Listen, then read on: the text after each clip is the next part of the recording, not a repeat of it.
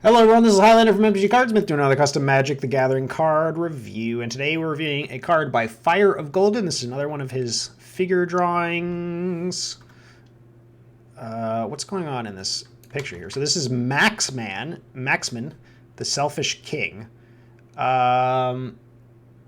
What exactly am I looking at here? What are these? They look like they're saw blades coming to kill him or something, but they're is this like a view from his throne? Is that what these are? These are like arm rests for his throne. I'm not exactly sure what's going on there, but cool picture though. Look at all this perspective. Ooh, perspective. And yet everybody's a stick figure. Okay, so this is a 5 mana planeswalker with 3 loyalty. So let's see what we got here. This is still following the formula of the other ones. Sip my tea. Whenever you sacrifice a treasure token, you may pay 1 mana of any color. Okay, the mana you get, probably. If you do, put a loyalty counter on Maxman, can be your commander. So essentially, you can cash in treasure tokens for loyalty counters. Okay, that's kind of interesting. Though saying you may pay 1 mana of any color is kind of redundant. You could just say 1 generic is is good enough, but. Okay, -1. Each player may create a treasure token. You create a treasure token for each opponent that created a treasure token this way. Each player may create a treasure token. You create a treasure token for each opponent. Okay. Okay. -X. Non-land, non-artifact spells cost X more to cast until the end of your next turn. Well, that's annoying. Well, I don't think there's really any such thing as land spells. I mean, there are lands that... There are the flip lands that have spells on the other side, but I don't think there's such a thing as land spells. Even Dryad Arbor is just a land. It's not a land spell, so you don't really need this non-land here. You could just say non-artifact spells. Okay, so Maxman, huh? Okay, so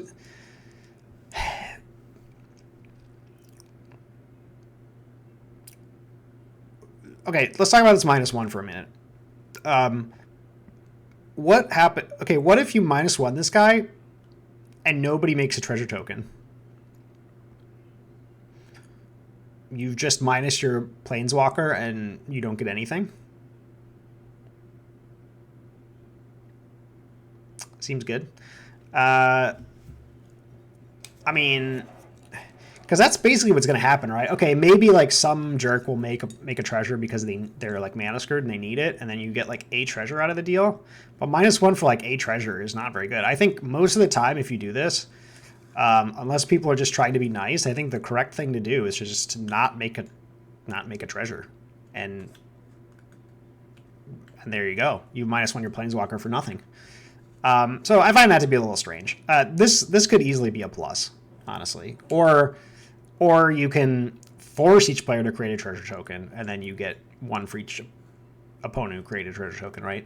So instead of giving them the choice of creating the treasure token, you can just say, all right, everybody gets treasure. I get as many treasures as there are opponents, basically.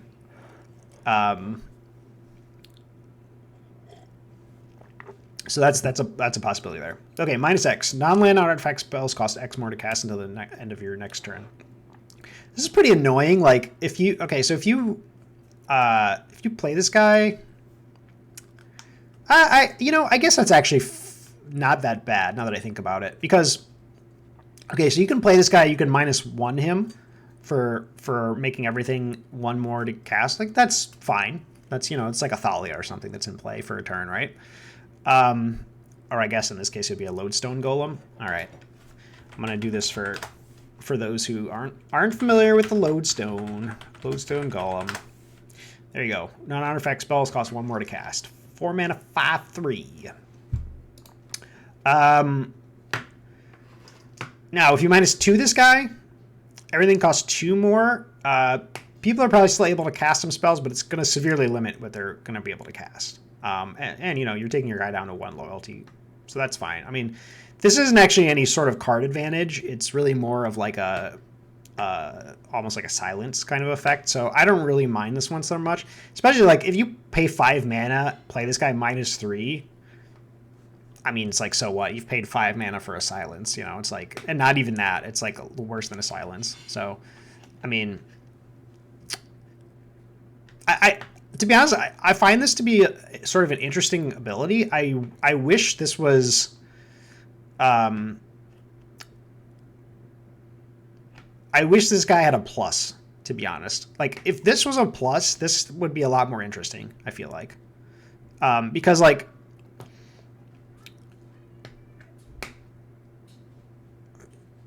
I don't know, the fact that these are both minus makes this guy like really well. Okay, hold on, I forgot about this passive. So whenever you sacrifice a token, so you get to turn treasures into loyalties essentially. So basically, so let's ignore the fact that you minus this and nobody makes a treasure, which is most likely what's going to happen. Let's assume that this forces players to create a treasure token. Okay, so let's say you're playing a 4-player game. You get 4 treasures. You get -1, you get 4 treasures. And then you can turn all of those treasures into loyalty. So you can basically, he goes up to 6 at that point. Or, of course, you can cast a spell or whatnot. That's kind of interesting. I don't think the payoff's quite there. Like, this, I mean, maybe it is. I don't know. But, you know, now that I think about it, having this be repeatable is like, pretty unfun, right? Like, it's like,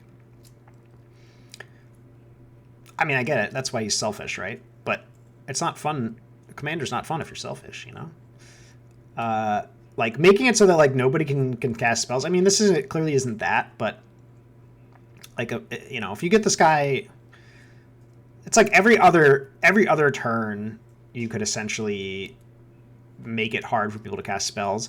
I mean, I think this card is actually pretty interesting. Like, these effect, like, I've never seen an effect like this on a Planeswalker before.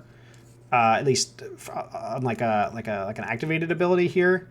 And the fact that you can essentially cash in treasures for loyalty is pretty cool too. You get to pay him off, I guess. You get to give him the monies, and he's more loyal to you. And this guy's actually kind of flavorful, right? He's like, only I, with my artifact spells, can do things this turn. So that's pretty cool. I find this card to be pretty interesting. I worry that this card could just become very obnoxious. If like, so for example, let's say you make a deck that generates treasure. Outside of this guy, you can at least -1 this guy every turn, and that's fine. If you -1 this guy every turn, I mean, you've paid 5 mana for Lodestone Golem that can't attack. Like, that's not the end of the world, right? And it's harder to remove, but still, like, that, I feel like that's not a big deal. But if you can like -2 this guy every turn, now you're starting to get to a point where like the game starts to slow to a crawl for everybody except for you, I guess. And if you -3 him, I mean, it gets worse the higher up you go. So, you know, I find this card to actually be really interesting. My only concern is how annoying this card is to play against.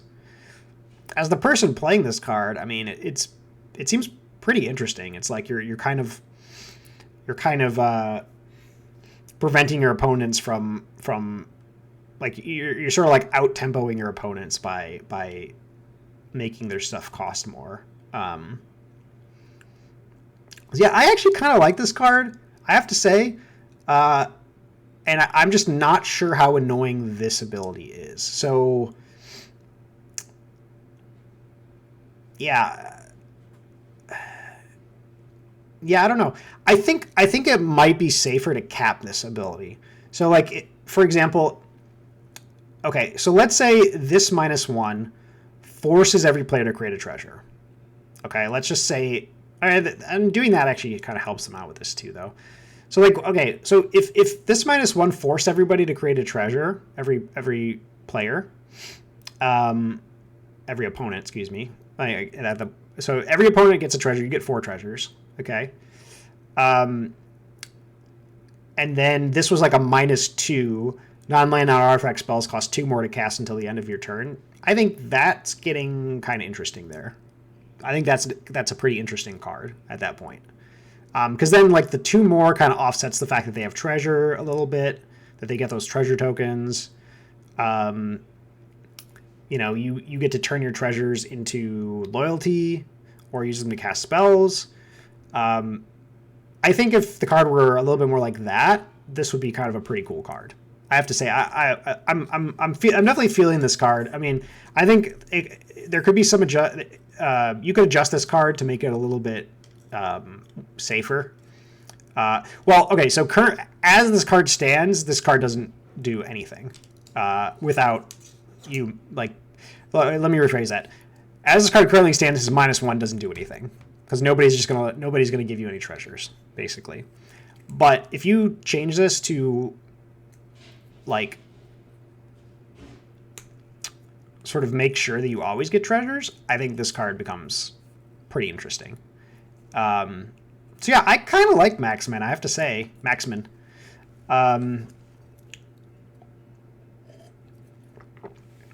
I think with a few adjustments, this card could be pretty cool. So yeah, I like the idea of this card quite a bit. Again, we've got formatting issues here. We got the sort of balance issues I mentioned, or the gameplay issues that I mentioned. You know, there's the art and stuff. So I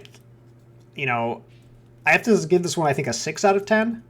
But I think with some adjustments, this card could go a lot higher. This is a really interesting one. I like this one. I like this one. Yeah, so 6 out of 10 for Maxman. And yeah, I hope to see you adjust this card a little bit. You know, fix the formatting issues. Maybe do some of the things I mentioned, or find some other creative ways to modify this guy. And I think this card could really knock it out of the park. So yeah, so that's my review of Maxman, the Selfish King. Thank you guys for watching.